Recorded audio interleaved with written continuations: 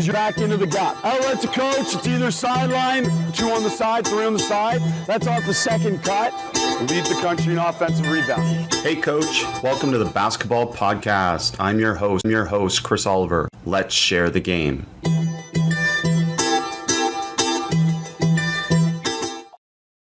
I am happy to announce that the Best in the West Coaching Clinic video series is now available for download. Get 11 full clinic videos featuring multiple sessions by Mike McKay, Alex Sarama, Yorick Michaels, Chris Oliver, plus single sessions from Lisa Tomates, Shawnee Harley, and Dave Taylor. Go to www.bestinthewestclinic.com to watch a trailer and to learn more. Learn modern coaching ideas not just on what to coach, but on how to coach as well, from some of the best coach educators currently sharing the game. A number of coaches have already reached out to me, grateful to be able to stimulate their coaching with so many unique ideas never shared or discussed on most coaching DVDs. Go to www.bestinthewestclinic.com to get these videos to download to be able to watch in the comfort of your home. I wanted to start this podcast with a brief testimonial from Coach Mitchell. Coach Mitchell wrote, "Chris, I heard you speak at a clinic in Oregon and joined Basketball Immersion shortly after. Just wanted to say thanks for all your help this season. Utilizing a games approach and small-sided games have been huge in helping develop my players. I had the best and most competitive practices in my 7-year career as a coach. The kids really enjoyed the new practices. More importantly, listening to you and reading your website really helped me develop a greater love for coaching and basketball in general. It got me back to my core of why I coach. I realized for years I had been doing certain things in practice for no other reason than I thought this is what coaches do. Getting back to the core of letting the kids compete and grow through challenges was huge for my coaching development. It is inspiring to get messages like these from Coach Mitchell and other coaches. I am so happy so many coaches have stimulated their coaching within our basketball immersion community. If you are not yet a member, I encourage you to check it out. www.basketballimmersion.com/sign-up. We're lucky today to have Mike Procopio with us. Mike most recently was the Director of Player Development for the Dallas Mavericks. He's worked individually for Kobe Bryant, serving as strategic game management coach. He's worked under Tim Grover in Attack Athletics, serving as Director of Player Development in NBA basketball. He's been an assistant with the Maine Red Claws and spoke at so many basketball camps and clinics that we can't list them, obviously, and runs hoopconsultants.com, and just great to have him here today. Welcome to the podcast, Mike. Chris, good to be here, man. I appreciate you having me on. Well, I followed your stuff for a long time, learned a lot from you, and met a few times, seen you present, and yeah, it's going to be a lot of fun for us. And let me start with this. I know you have some overriding philosophies, which I love and I definitely believe in. And one thing that from one of your newsletters was a 100 possession NBA game, and basically is broken down those possessions to let us know what actually led to a shot, what led to turnover, all these different things that happen in the game. So I imagine reverse engineering what happens in those possessions is a good starting point to where, as a coach, we give the most attention to team and player development. Is that valid? That reverse engineering that helps us understand what truly happens in a game and what we should work on? I definitely think so. I mean, I think you have to sort of sit down with players and talk to them about possessions and the majority of things that happen at any level, and seeing that, hey, look, a lot of times it's going to lead to a swing, open shot, or a straight line drive, or a cut, not necessarily like an isolation all the time or a tough shot, but here's sort of the breakdown of what your shots are going to look like in a flow of a game, and not just work on some things that are really tough that, you see superstars do all the time. So I think, you definitely have to understand sort of how the majority of these possessions end up in a game, whether it be in the flow of the game, at the end of a game. I definitely think reverse engineering is the way to go on that. Well, and you've talked about it before, and players work on, often we're seeing this in social media, we're seeing this around gyms. Players are working on so many things that don't happen or happen very little. And your overriding philosophy is dominate simple. Yeah. Can you explain that? Absolutely. So if you watch even the best of players, look, I worked very closely with Kobe Bryant for 4 years and breaking down all his film and putting together scouting reports for him and post-game reports on his play. And you watch him play and you watched all the great things he would do and the unbelievable type shots he would take with three guys on him or, draped all over him and things like that. But you watch the majority of his possessions. His majority of his possessions were catch and shoot, catch and drive it, catch, open up, jab a guy, shoot. It was a lot of simplicity. And if you took the majority of what any player does, LeBron James down to Jerome James and everything in between, like majority of their shots are easy, simple shots that you could get in a game. And obviously when the shot clock, game clock's going down and sometimes it's a must-need possession, yeah, they'll go to their bag of tricks and things, but it's very little. And I think the majority of players that we work with anyway are average players at any level. And if you break it down that way, so what average players get are simple shots. It's mostly, if you're a perimeter player, it's mostly catch and shoot. It's catch and drive it. It's coming off a pin down. It's a simple read on a pick and roll. It's a cut when the floor space. It's playing using space. And I think that's where you really need to go as a player because, look, break down the NBA. There's 510 roster spots, 450 plus the two ways. Out of the two ways, out of the 60 players, I bet 50 are not NBA players, right? So if they do make the NBA, they're going to be very limited in what they're going to do. They're going to be the fifth option at all times. So now that leaves 450 players left. Out of 450, I would say about 105 to 110 get 10 shots or more in a game. So basically 300 plus out of that is going to get, they're not getting plays called for them. So they have to work out of simplicity. They have to work out of cuts, transition, offensive rebounding, screening. So they have to play simple just to keep their jobs and keep relevant. So I think when you're working on, most of these players in the summer at all levels, they're working 90% of the time. They work on stuff they'll do 2% of the time. And you're really burning the midnight oil working on things that really won't make you relevant as a player. So I think that you have to sort of be realistic on how these players are going to get shots. And I think if you're just working on the fun stuff and the stuff that you see Steph Curry and James Harden and Kawhi Leonard do on a daily basis and Greek Freak and things like that, when you're working with average players that aren't going to get those shots, it sort of messes their wiring up when they get into games where these are shots that I practice, this is what I'm going to do, when there's no way in hell they're going to be relevant taking shots like that. And I'm pretty sure I know the answer to this because there's still validity for youth players and high school players to work on some of this stuff because the fun stuff is part of what connects them to their dreams, right? It connects them to, hey, I can do this, but this isn't stuff that necessarily coaches and trainers should be working with them on. It should be player-led type stuff, I imagine, in the way you would phrase it. Yeah, absolutely. But if you're trying to make money with players, if you're training them in the summer, where are these players going to flock to? They're not going to flock to simplicity and doing the same things over and over and over and over again. And I agree with you. I think you have to make it fun. So look, at the NBA level, the problem with working with rookies, especially when I was in Dallas, we were drafting in the middle of the first round, majority of the time. So when you get players like that and you already have 2 or 3 great players in your team, when you get a player and you put them in games like that as a rookie, they're going to be the 5th best player, 4th best player on the floor at best.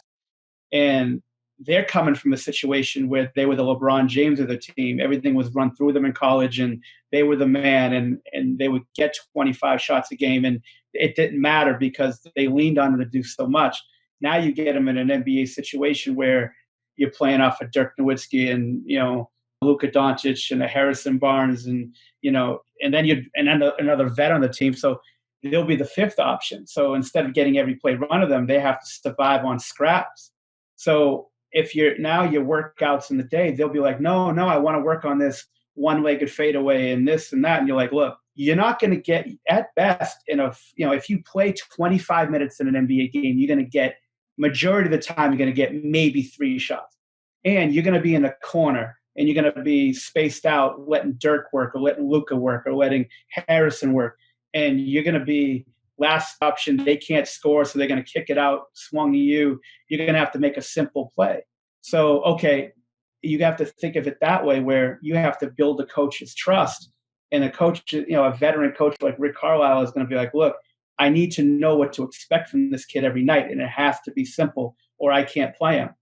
So when they keep complaining about it, I try to say, look, you only have a certain amount of time to be relevant in this league. You have to sort of build your baseline of, this is the simple things that I do, dominate that and be very efficient doing that. And then we could start adding some things. So like in an hour workout, I might, especially when the player was frustrated and being like, I didn't want to do this all the time, we would do maybe 5 or 6 minutes doing some isolation work and some of the things that they wanted to do to keep it sort of fun and light. But again, there's a graveyard of players that came into the league highly drafted or highly touted, and they wash out within 12 to 18 months because, they were very inefficient. They couldn't work in a system where they had to play off of 3 other better players. And that's the majority of good basketball. You have to be a winning player, know your role, be really good at that role early, and then build a name for yourself, like, slowly but surely. And that's the reality of the NBA. It's not really all fun and games and, get to shoot all these tough shots that you see all these all-stars shoot. You're working, you're the grunt, you're the run of the liver most of the time. And you have to work your way in, or there's going to be a draft next June with 60 more players getting drafted, 42 are going to make it. And there's, jobs that are going in and out. It's sort of being, you can rearrange most of these players in the NBA like the deck chairs of the Titanic, because there's only about 150 relevant players and everybody else sort of has to fit in. And that's just sort of the reality that not a lot of people want to talk about or face. And when you're working with players at the youth level, say, look, like, you want to build a baseline of what you can rely on and what your coach can rely on. Be really good at that. And now let's sort of move the needle a little bit and give you a little bit more. But you have to start somewhere. And it can't be 8 dribbles, spin, step back, step through, floater. It's got to be a catch and shoot, a drive, reading situations, playing off the ball, defense, doing these other little things that they could sort of set a baseline on. Love it. Love the philosophy, love the simplicity of it. And I couldn't agree more with all of that. And we'll circle back to youth players and talk a little bit more about that. And unfortunately, as you said already, like, sexy sells, sadly, for a lot of players in development. And you coming on and talking about it will help change it. But let's go back a little bit just with an NBA focus. Mm-hmm. Analytically, then, what is the best shot at the rim that is not a layup, not a traditional layup? Is there, and I guess, or what are you teaching players then? Because we know rim attempts are valuable, but I'm curious, outside the layup, what are the next best options? So it's the easy layup layup or dunk at the rim. Then it's the sort of not the floater yet, but sort of the higher layup out, taken off outside if you're going in from the angles, taken off outside the paint and lofting it high on the board. Sort of a layup, but just sort of a deeper layup where it's a little bit like a floater off the glass, but just sort of a higher, a more protected layup where it's harder for big guys to, get it on the rim or get it on the backboard. But it's not the low backboard layup, low trajectory. It's a little bit higher, so it's a little bit tougher. And then I get into the floater. And again, with the floater, it has to be taught. You sort of have to have a philosophy behind it, where you're talking about trajectory, you're talking about soft shots at the rim, multiple bounces to get some help with gravity and things like that. So, obviously the first shot you want is a layup. Second is sort of an extended layup. And the third would probably be a floater and pull up jump shots in the paint, but more like a floater sort of in rhythm. Again, teaching the player about where the trajectory needs to be, their balance, sort of having a plan of attack with that shot, not just shooting the shot to shoot it, but having a philosophy of softer, more bounces on the rim, help from gravity, and just sort of have a good philosophy while shooting the shot. Yeah, this is good stuff to again, educate coaches about what they actually should be teaching around the basket. And question quickly with the floater then is there data on 1 foot versus 2 foot, or is that a player preference? Most of those shots are player preference, Chris. I say, look, if you're comfortable with it and you're confident with it, that's fine. Let's be consistent with it then. If you're going to be a 2 foot player or a 1 foot player on the floater, let's do that. And let's shoot our majority of our shots with that.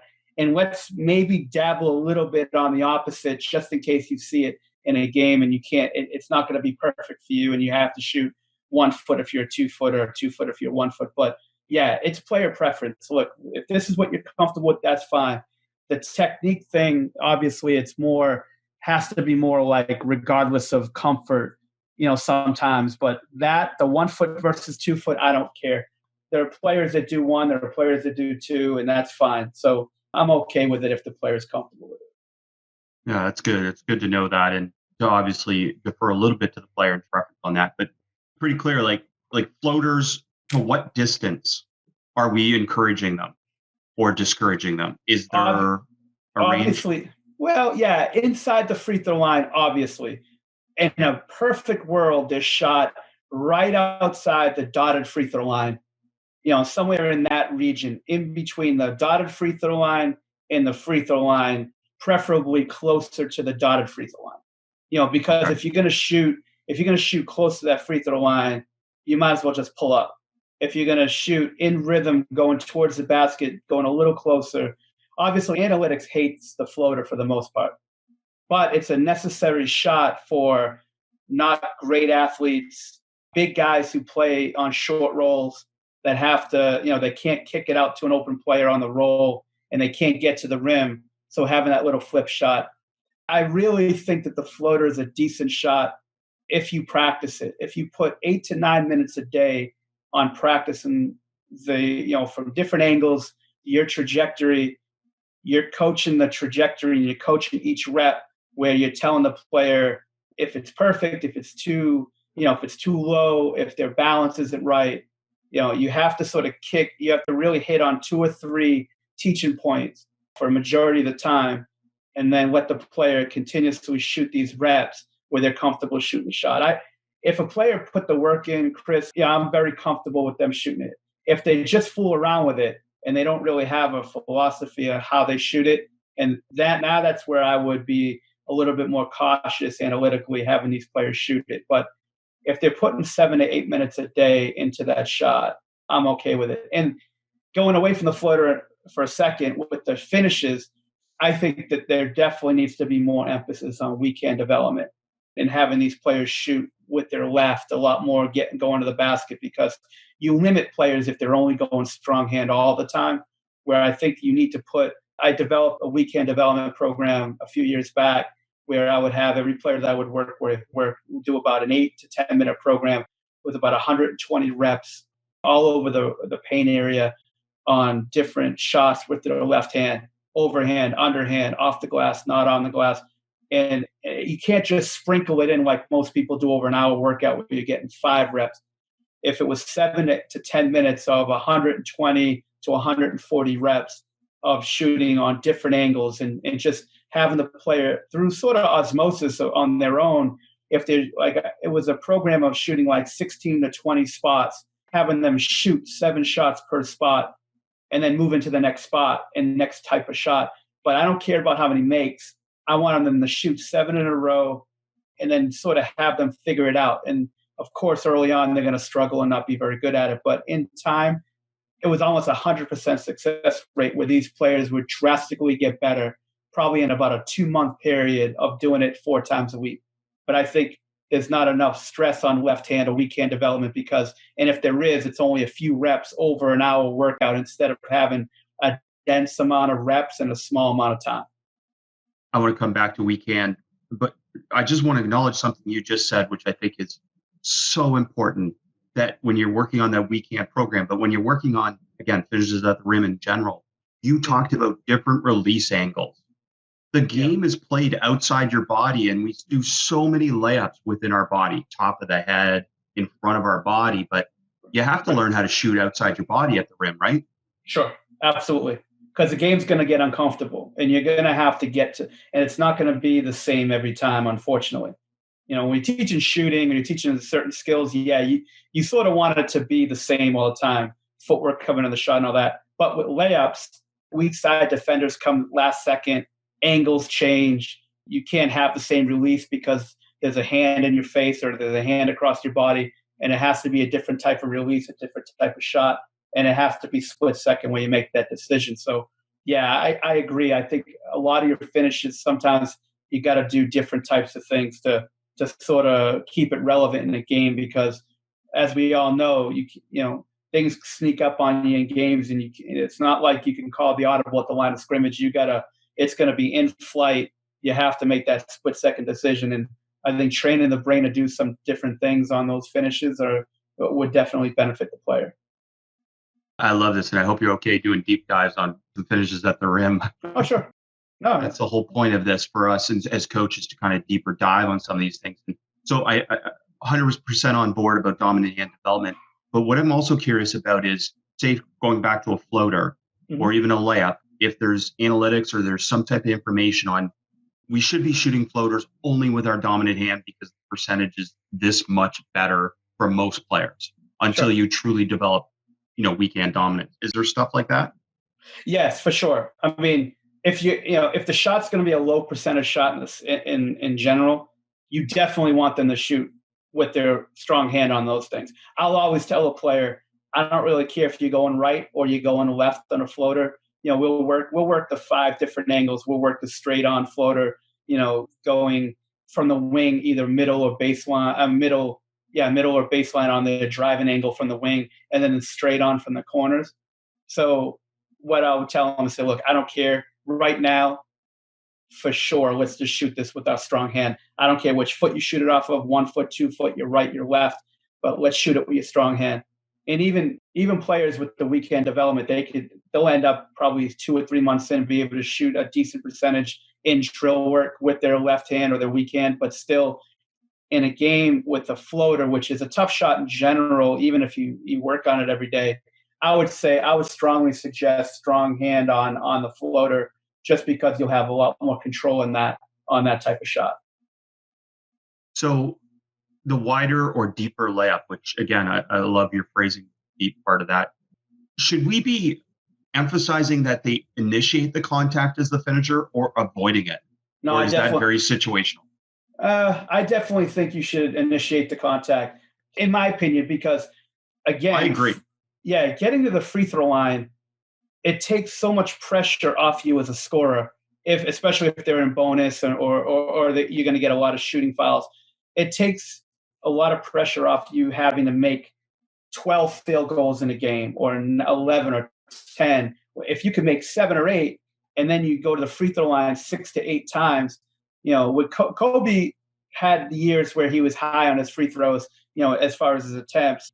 But again, more using fakes more or initiating contact on things where you can get to the free throw line. If you can get to the free throw line 8, obviously you want to get there 15 times, but that's not going to be relevant unless you're a James Harden type of player or someone like that, or Luka Doncic. But if you're a regular player, if you could try to get to the line 4 to 6 times a game, and you initiating that contact, again, teaching the technique of not extending the arm or really being overboard with it where you're going to get offensive fouls, but initiating that contact, it clears more space for you if you putting that shoulder or that hip or that elbow a little bit into that player, and then you could sort of clear path for that, for your layup, but it also can get you to your free throw line. So I think initiating that, once you start getting away from contact, then your angles shorten up and the angle on the shots are different and they're tougher, and you're just going to put yourself in harm's way in a basketball sense by, I think, getting away from this contact. I think initiating the contact and trying to get to the free throw line more, and also clearing space, is a good philosophy on players when they're trying to finish around the basket. Well, and the other part about that, from a biomechanical standpoint, is that you're actually balancing your body by initiating the contact. And I guess that's what, for me, comes back to all the importance of core strength for basketball players. Because that helps them get back to this, really most shooting at the rim is upper body, not lower body, right? I would think so, yeah. Yeah. Well, that's great stuff. And you mentioned I'm on board with shot fakes. My one question or thought is that for young players, what I find a lot when they're taught shot fakes at a young age, it takes away decisions and it takes away their ability to be aggressive and tackle the catch. Whereas shot fakes to me apply for them more when the game slows down and post up, ball screen, high post type of situations more. But I'm curious for you, your philosophy with shot fakes for younger players. We know it's valid for older players that know what to do with it. Right. I agree with that. I would probably have it more, yeah, the older player, but not necessarily like 20 years old older player. But like if I'm starting with a player at 10 years old, I'm not really worried about shot fakes, or 11 or 12. Probably into that 13, 14, 15, just because defenders are so bad, and defenders are so, yeah, they're so, like, it's funny. In games, you hear coaches talk all the time about, don't go for the fake, don't go for the fake, don't go for the fake. But you never, almost never, see it emphasized in workouts, in practice, and staying on their feet and working on drill work where you're defending a player coming off maybe isolated up top and they dribble 2 dribbles either direction, and they throw you that fake where you're going to leave your feet 9 times out of 10, but working on it right in drill work like that where they shoot the shot or they shoot the fake and you stay on your feet. So they're so poor. They're just all over the place with their feet and their balance on defense, where the shot fake could be very beneficial to get them off balance. We're talking to Michael Jordan and talking to Kobe. I obviously talked to Kobe a lot more than I talked to Jordan. I would talk to MJ at his camps in Santa Barbara when I used to work them. But like, they would always want to move their defender up, down, back, forth, left, right. So obviously a crossover or whatnot will go left to right, a jab will go back and forth, the fake will go up and down.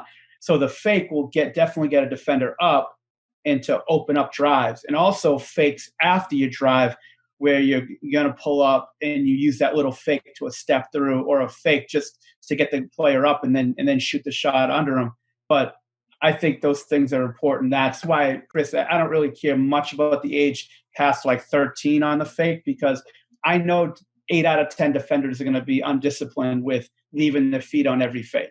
And over, especially if that player could shoot a little bit, where it will open up driving opportunities to get that player off balance and create a little bit of space. That's my philosophy on fakes. I just think that defenders are so bad. Now, if defenders were much more disciplined, I'd probably emphasize more fakes after drives, because they'll be way oversensitive with the drive to a player stopping and then get into their shooting motion, rather than if they just caught on the perimeter and just throw them a ball fake. Well, it's such a great point that you make there about even that age distinction and about how bad defenders are, because again, like a shot fake to a certain extent, when I see it at youth level, it's almost a sign of control from the coach that they're controlling their players when they don't need to, because as you said, the defenders are so bad. Sure. I would teach a lot of catch and goes without a fake. Like even at the NBA level, I'll tell you what, Chris, I emphasize more with players catch and goes on the perimeter, regardless of fake or not, them not splitting their feet and traveling rather than faking or not faking. Because I think there's an epidemic of players on the perimeter traveling when they catch and drive it while they split their feet, where, they have their, like I always try to teach dominant pivot foot when they catch it on the perimeter. So they're always having their back foot down, and all the work's done out of the front foot. And a lot of times you see it where the front foot's moving, but then the back foot sort of goes back, and then the front foot's going forward. And I call it a split foot, where they travel blatantly, where they pick that foot up before the dribble's even made. But with the ball fake, for younger players, I think it would weigh that foot down, that back foot down, a little bit less travels on the ball fake and go. But I'm more worried these days about players' feet, splitting their feet, rather than if they're ball faking or not. If a player can catch and go by all means, for sure. If you feel as though you're watching, now again, on younger players, not going to do this, but if you, like a lot of times, and again, I had more control with Kobe than most players I've ever worked with, because it was mostly scouting report driven and film driven. So he would want to know if a defender goes for ball fakes or not. So if a defender, say he was playing and he was being guarded by, I don't know, Andre Iguodala, which wouldn't happen with him going for ball fakes. But if if Iguodala was going to be the matchup that night and he went for ball fakes, or say Andre Iguodala didn't go for ball fakes, but Sean Livingston did, then you'd be like, all right, this player goes for ball fakes, this player doesn't. So let's do it by matchup and by just breaking down their individual defensive performances. So like if you had a matchup that would go for ball fakes, then you would probably tell your player, hey, they're going to go for the fake. That's fine. But if it's neutral and the players maybe would, maybe wouldn't, then you'll be like, hey, look, whatever works for you. I agree with you. I think a lot of the coaches at the lower levels, the younger levels, I think they overemphasize and try to manage that a little bit too much. Okay, so you open this door. So I'm curious because we're seeing it more and more, and I think it's a European influence over, how the league's changed, especially. But this throw down dribble, or what I call a stab dribble, where someone catches it and essentially doesn't use any footwork before they get the ball down, like they're catching it immediately into a crossover. Yeah, Durant, some of these guys do that. That's kind of what you're talking about in terms of the next level for a lot of players as well, in addition to the catch it on the go type of attack. Yep. To hear from one of our supporters, LinkedIn. The perfect hire can have an impact on your business for years to come. So when you need to find that next person to help grow your business, LinkedIn Jobs will match the right talent with your open role fast. I personally use LinkedIn, and I know many of you in the coaching profession do too. Did you know LinkedIn has over 675 million members worldwide? LinkedIn Jobs screens candidates with the hard and soft skills you're looking for so you can hire the right person fast. Things like collaboration, creativity, adaptability. LinkedIn looks beyond the work skills and puts your job post in front of qualified candidates who match your business requirements perfectly. That's how LinkedIn makes sure your job post is seen by the people you want to hire, people with the skills, qualifications, and other interests that will help your business grow. It's no wonder a person is hired every 8 seconds with LinkedIn. Find the right person for your business today with LinkedIn Jobs. You can pay what you want and get the first 50 off. Just visit linkedin.com/team. Again, that's linkedin.com/team to get $50 off your first job post. Terms and conditions apply. Now back to the podcast. Yeah. Yes. Again, I think they need a philosophy when they catch their feet and catch it with their feet. And I think that, look, especially with the higher levels, there's going to be certain players that get away with anything they want to do. And then there's going to be the same thing done with a lesser player or middle of the road player or a younger player, and they're going to get called for travel. So you can't worry about what the best players are doing and getting away with. You have to sort of say, look, there's going to be a lot of travel calls on moves like this. We got to stay away from it. We got to keep it simple. We got to have a philosophy on our catch. And then when we catch and go, we got to try to make it legal, and we have to spend time on it, because again, it's all motor function. It's all motor skill. And if you're not really emphasizing it and you're expecting players just to self-correct without really giving them any instruction on it, it's going to be a long road on that. So I think emphasizing simple things on the catch, like the catch and go, is really important with young players, just to keep their feet right and make sure they're legal on the catch and go. You've said it a few times, philosophy of how they shoot it. Can you explain that? Because I think the key part of that statement, which I love, is they. Mm-hmm. Yeah, I mean, well, philosophy on the catch is different than philosophy in the shot, but philosophy on the catch to me is basic. It's a one. Again, I'm biased towards the 1-2 and being able to 1-2 step on the catch and then go, and having a player do it over and over and over again, where they, you get a lot of young players where they'll 1-2 it, then they'll jump stop, then they'll catch it left, right, they'll catch it right, left. So they're all over the place. So having a philosophy of this is what we're going to do. Just like if you watch really good offensive players like Kobe and MJ, Tracy McGrady, when they catch the ball and they would sort of catch it on the wing, and they would have to do either a fake or a jab, they would always bring the ball to their left tip and protect the ball on a jab, where they're not keeping the ball in front of it. It's sort of like a little bit different version of the triple threat, where you're not having everything on the same side. They would have their live foot, their right foot usually, obviously, on one side. They would have the ball on the left side because defenders usually follow in the moving foot or the ball. And to have it each either side, having the ball on different side of your live foot and be able to protect the ball on jabs and keep that ball tucked in your opposite hip. They had a philosophy every time they caught the ball. They had a plan of attack, and it was consistent, and it wasn't just all over the place, on every other possession. They had a plan of attack, and they had a philosophy when they caught the ball. That's where I got it from. And then when I teach players at any level, I'm teaching them to have a philosophy when they catch the ball. Obviously illegal on the 1-2, having the consistency on that, and then as well as having the ball tucked in their opposite hip to be able to protect the ball from getting the ball swiped or slapped at, and to be able to drive, have my right foot free, but having that left driving lane open because the ball's on my left side, and vice versa if you're a lefty. I love the phrasing of that. Really like the phrasing of that. So I guess another kind of thought I've had for especially young players, let's say prepubescent, so prior to 12, 13, 14, is that we overemphasize teaching them jumping on 1-foot layups. Whereas the jump makes very little impact for most of them. Should we be emphasizing the jump that much? Or what I'm seeing more, even from some really cagey older players, male and female, are these no jump layups, where they're understanding that if I jump, it actually gives the advantage to the taller player. And if I just learn how to release it at different points, I can gain an advantage. And I'm wondering if you've spent much time thinking about that or teaching some concepts around it. Yeah, I haven't, to be honest. I'll be honest with players. I think I'd be more emphasizing having good touch and finishing around the basket. If they jump, if they don't jump, I don't really care either way.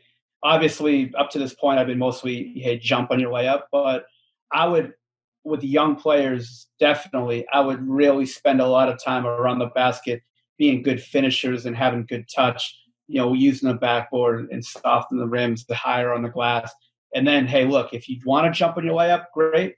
If you don't want to jump on your way up or jump less, that's fine too. But I'm more worried about players having good touch around the basket rather than if they jump or they don't jump. I really haven't, no one's really brought that to my attention about what's a better fit, or maybe this other deal of not jumping as high or not jumping on the way up. Yeah, I don't really care as much. I would really spend more time on, again, having the players comfortable around the basket and having good touch around the basket rather than jump versus no jump. But again, if someone brought it to my attention and I watched more film on it and sort of got a better feel for it, maybe I'd have a different outlook on it. Just a curiosity.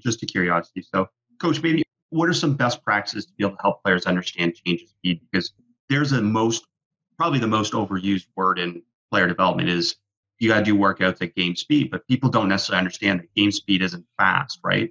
Game speed is change of pace. So what are some best practices? I'm a big believer on keeping my eyes on the player in a workout. And it's very simple. It's very, barbaric, I guess, or whatever you want to say. But for me, if a play, like, again, a warm up and a workout, the first few minutes, I want it slow. I want it methodical. I want it, just to get them a flow of their game. And on some things where it's game speed, like coming off a dribble handoff or a pick and roll or things of that nature, my eyes are always on the player. So if there's a segment of the workout that I need them to go fast or I need them to really go push it, and they're not pushing it, I would stop it before even the shot even went up. I'll be like, look, you got to go quicker on that, and this is why. And a lot of times you see coaches working players out. If they're working them up by themselves, they're rebounding and they're doing all this, and they're not even watching the rep. So, like, okay, that being said, I'm a big fan of watching the player. But if you're just saying in general, like teaching the player about changing of speeds, sometimes it's easy to guard players if they're just always going really fast or they're going too slow. Players can't just go at this lethargic pace the whole workout. I do believe in certain things. I don't really care about what the speed is. It's, in the game, it's going to change anyway because of workout versus game. But I think that you have to teach the player that you're much easier to guard on certain situations if you're just playing with one speed, even if that's a really fast speed, where you got to keep the defender sort of on their heels all the time with changing the speed, in certain situations. And you're just tougher to guard. And again, if you watch players, a lot of the really good ones, especially using the dribble, they're going to change speed when they set their defender up before the screen versus the screen, or, a slow jab to a quick drive. Like, it's not done with just one speed. So I think keeping your eye on the player at all time. And if you don't see the process being done correctly, don't wait 9 reps before you correct it. You correct it right there. You tell them why, and then you go right back into the rep. But yeah, I'm not a believer in just one speed, or that everything has to be done a million miles an hour, because that's not basketball. Basketball isn't done a million miles an hour at everything. I think that's more like coaches trying to have this edge that they're always talking about, and things like that, and pushing the player all the time. And I understand that it's important at points to push your players, but it can't be done 24/7. It's got to be done in moderation. And you got to always tell the player why they're doing things. You're not just saying because I said so. You're saying, well, this is why. If you're at one speed, the player could sort of get an idea of your rhythm of your plan of attack. Where if you're keeping them on edge and you're changing your speeds and things, you're going to be tougher to guard. You're probably going to get more fouls called. Their hands are going to be down, and then you change speeds. Your hands are going to be up. They're going to be, they're going to be holding you a lot based on that. So I think telling the player why they're changing speeds also is an important thing as well, not just telling them, well, you're changing speeds because I said so. There's so many good points there. And the one that I want to come back to a little bit is just stepping in and correcting or helping players. I mean, for people evaluating a player development coach, or a parent looking for a really good player development coach for their son or daughter, that would be one of my first things is, are they actually coaching, or are they just putting them through workouts, right? Yeah. I always believe in repetition, correction, move on. And that's, the players need the reps, no question about it, but they need to be corrected. And then the correction can't be a 5-minute correction. It's got to be a 20-second, 15, 20-second soundbite, and then let the player understand what they did wrong, how to correct it, and then move on to that rep and continue to do that rep until they do it right, and then move on to the next thing. I think if you're just coaching players to either get them tired on all these really futuristic looking drills, or if you're just going off your script and you're not correcting, well, the correction is what's going to make the player better. It's not necessarily the repetition. Definitely is going to get them better, but the correction with these repetitions are what's really going to bring players to another level. If you're just out there and you know that you have to do these 11 drills in this 30-minute time limit, and this is what we're going to do, and then you have a script on, these coaching terminologies and these words that make you sound smarter. It was funny. It was a movie I forgot that had Don Johnson in it a long time ago, and it was this movie about this political guy that wanted to get an office, and he had this girlfriend that wasn't very bright. And Don Johnson had to teach her sort of these 10 words that she could say at any cocktail party that would make her sound like she knew about politics.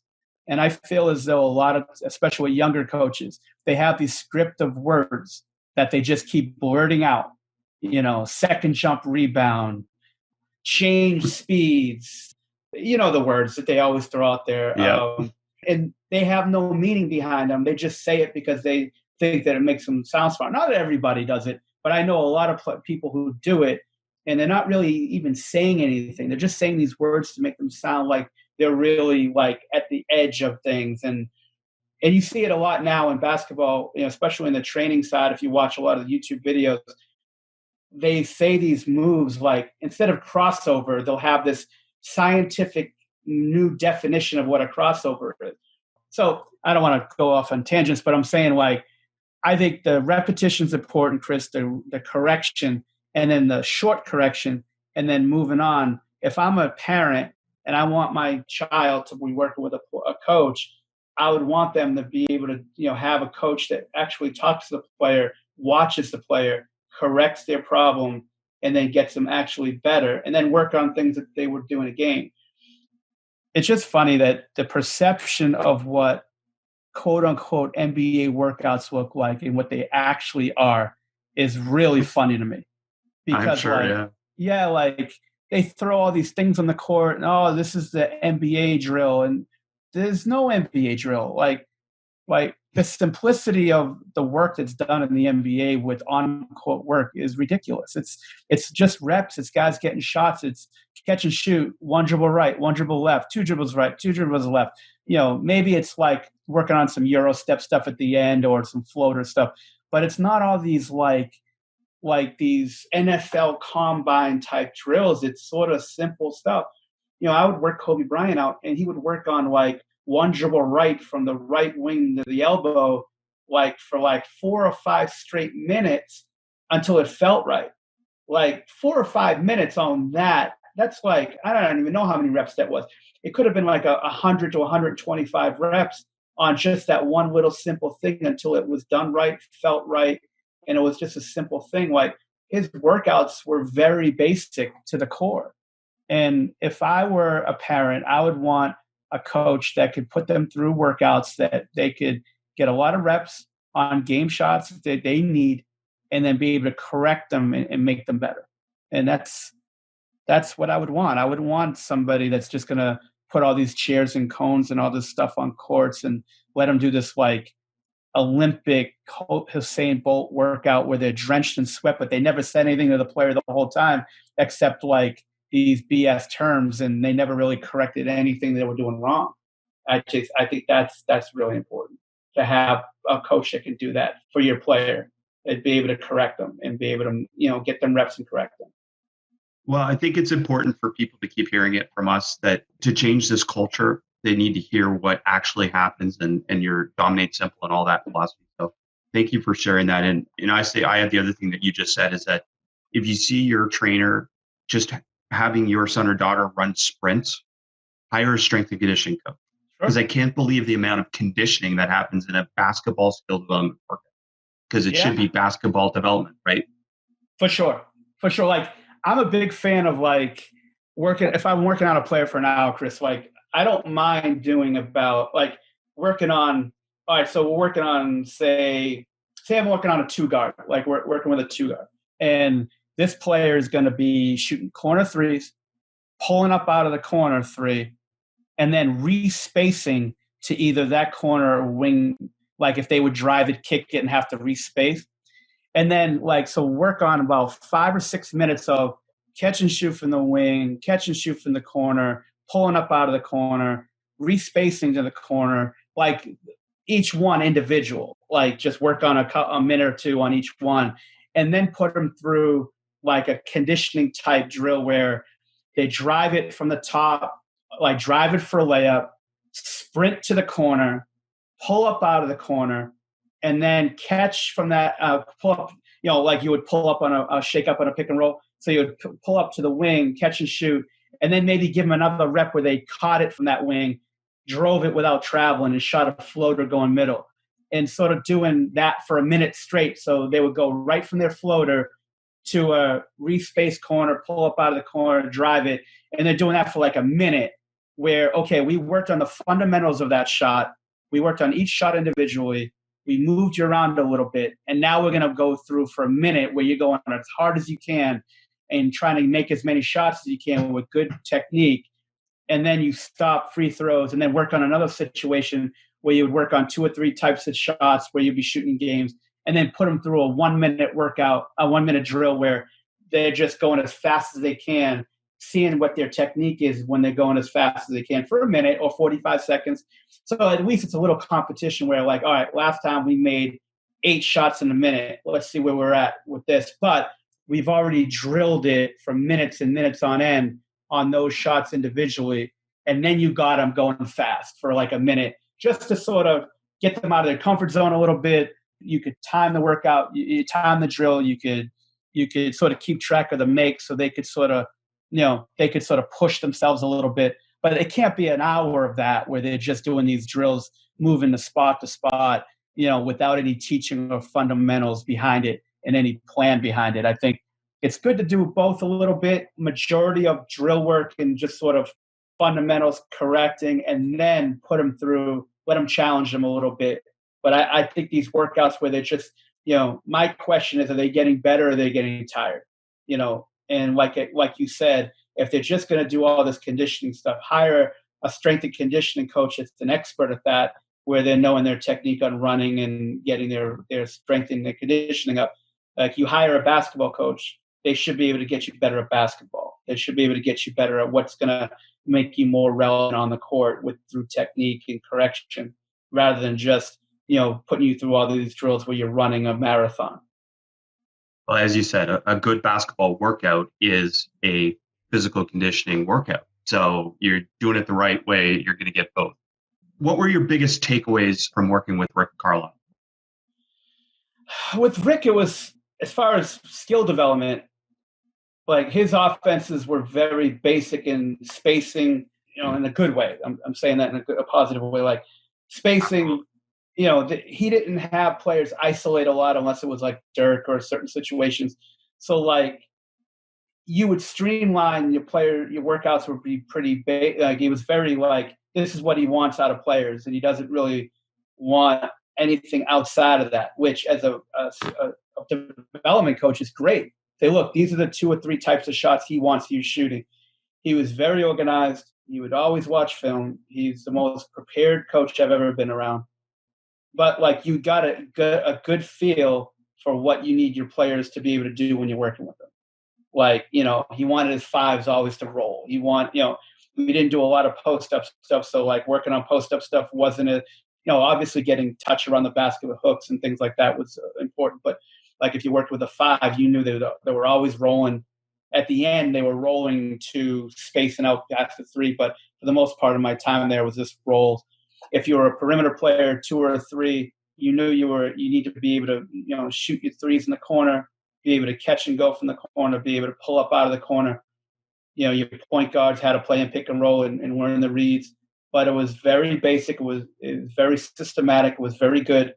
And knowing that the coach was that dedicated to being prepared, it really helped you as a development coach to simplify your work rather than not go out of the box with things. He didn't want out of the box. He wanted very much in the box type work with the players, which was good because you don't want that in-between game where you're just teaching these players whatever you want. He was and if you weren't doing what you needed to do, he would tell you, which was good. I thought that was good as just being a head coach watching that much film and wanted to be that involved on everything. It was, refreshing in some ways to see that, and then see, sort of it trickled down your work to be on top of your game, correct players, let them do the right technique.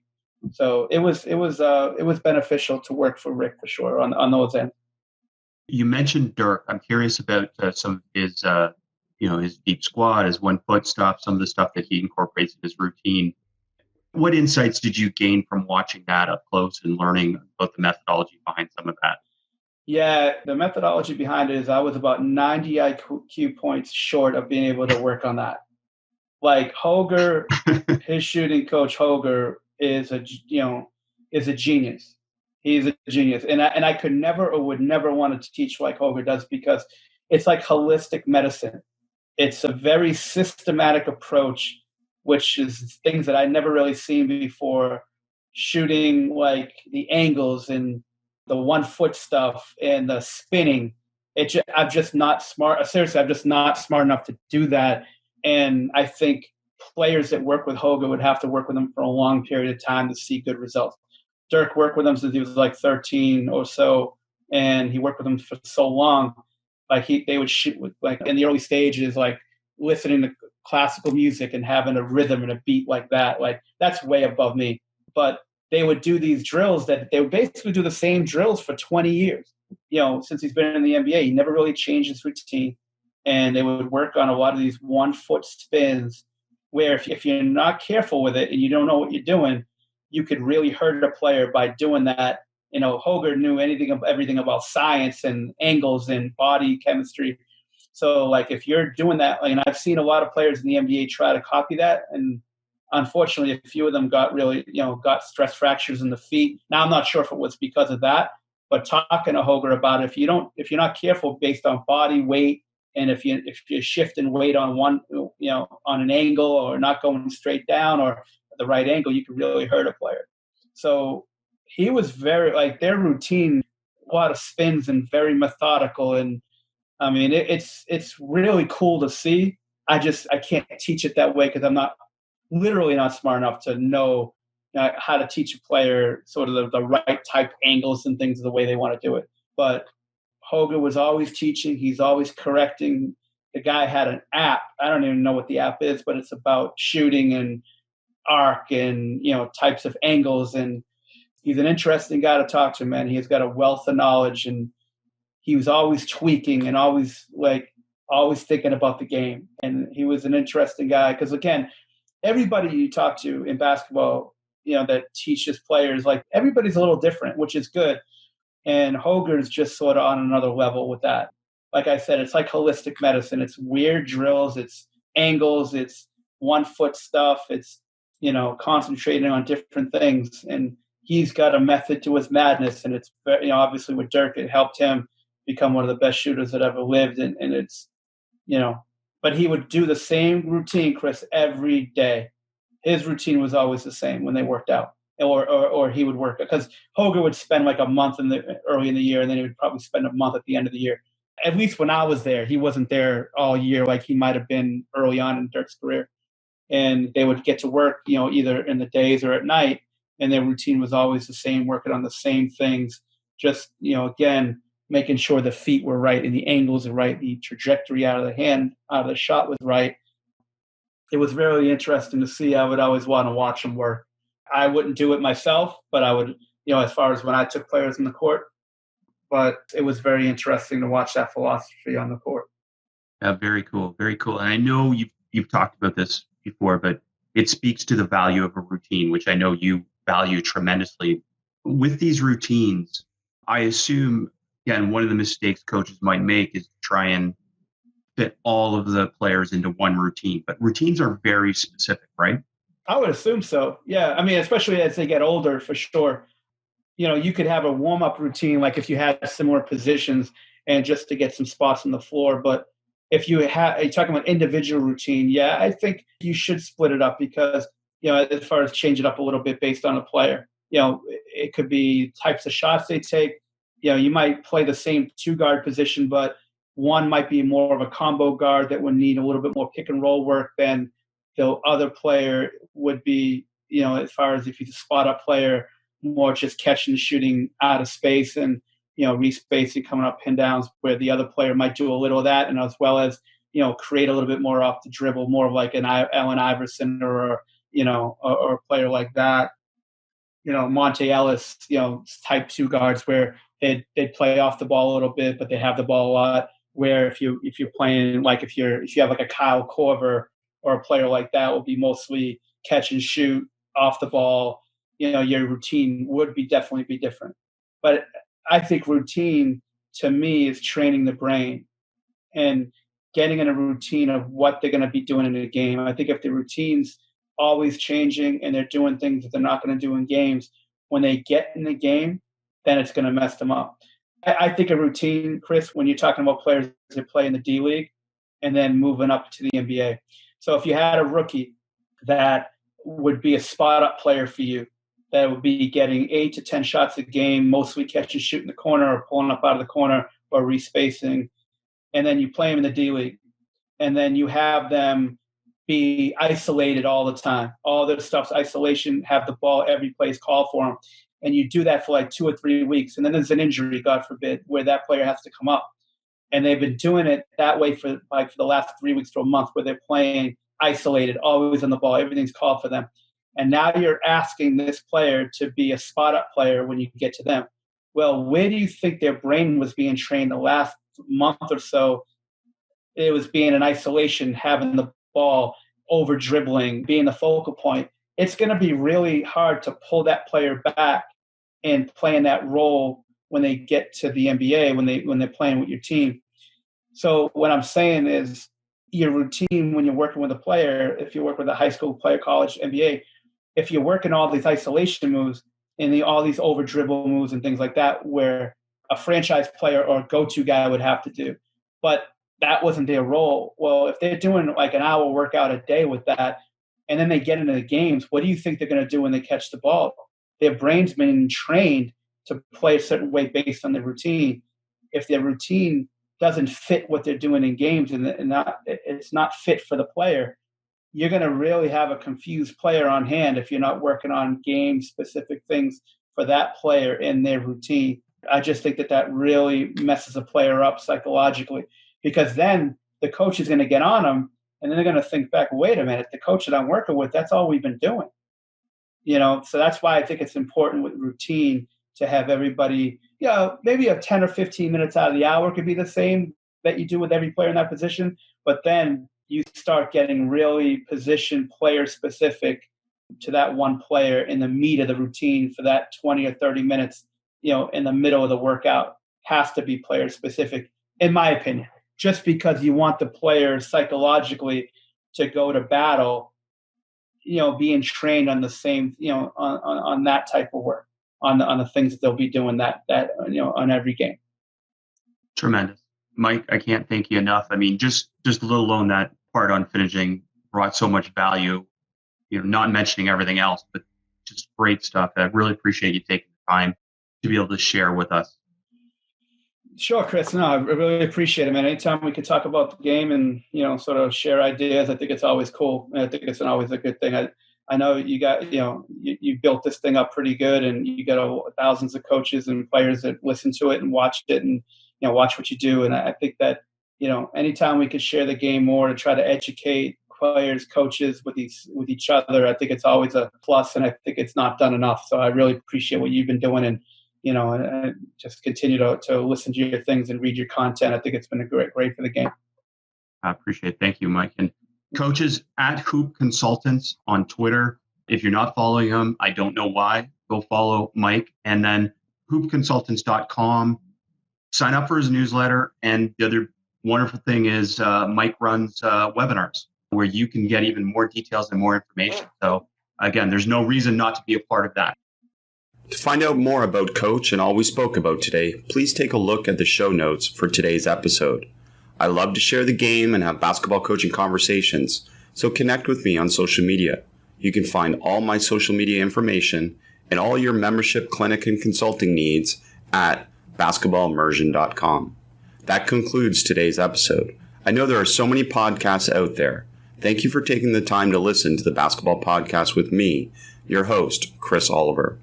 Please subscribe and share the podcast with your friends and colleagues so that we can keep bringing you the best of what's out there and share the game.